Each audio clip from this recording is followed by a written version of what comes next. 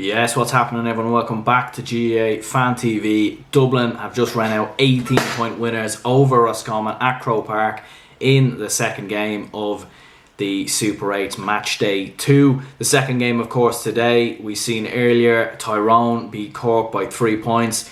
I made a match reaction for that game earlier today, so do make sure you go ahead and check that out. But Dublin have ran out 18-point winners. Just a huge performance by Dublin, magnificent performance in many ways. Roscommon, unfortunately they have, for the second year in a row in the Super 8s, they've been beaten by Dublin quite badly, and unfortunately for them, their Super 8s campaign is all but over and they will not be making it into the All-Ireland semi-finals. Of course, guys, first of all, if you are new around here, do hit that like button, hit that subscribe button as well. For anyone who's watching the video, please share it out, get it out to your friends and family so this channel can keep growing. I do appreciate the support that has been on the channel recently, so if we can keep that going, that would be great. But yeah, if we jump into the game, talking a bit about Dublin's victory over Roscommon. In my opinion, it was very, even in terms of the opening 10 to 15 minutes. One thing we've seen quite a lot from Dublin at times this year is they have been quite slow starters at times. They were quite slow starters against Cork.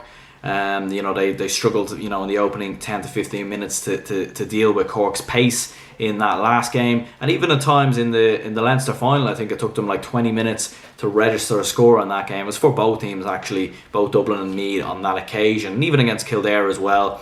They were quite slow starters, but Dublin weren't that slow this time around. They kept the pace with Roscommon quite early on. And once Dublin started getting into their stride around the 15 to 20 minute mark, Dean Rock was sensational in this game.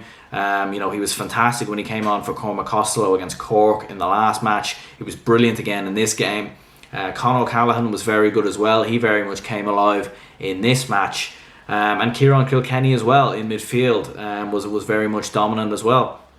And once Dean Rock got his goal and Dublin very much started building up a lead, it was very hard for Roscommon to deal with the pace of Dublin. And Dublin just kept driving at Roscommon. They just kept going at them. Paul Mannion was hitting some ridiculous points, some really good points as well from him. And Dublin, just all in all, were fantastic in that first half. They built up such a huge margin that was very, very difficult for Roscommon to even compete with Dublin in that first half. In the second half, Roscommon did come out a bit more. They came a bit more out of their shell. There was a stage in the second half where Roscommon were looking quite good, and Conor Hussey was certainly looking good for this Roscommon side. I was pretty impressed with him. Of course, the red card for Conor Daly made it a little bit even more difficult for this Roscommon team.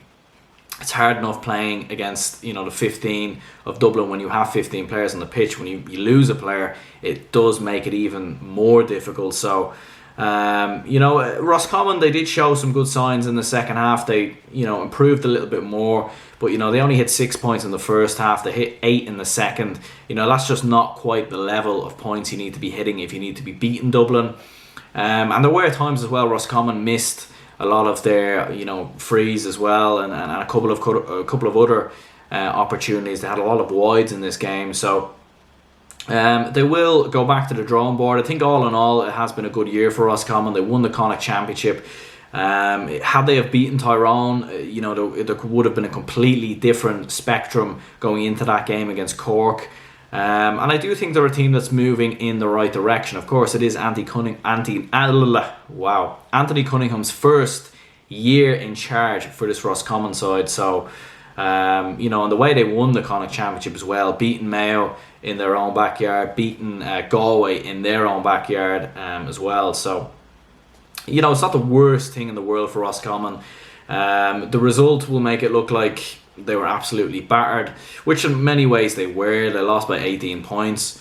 But you can't take anything away from this Dublin side.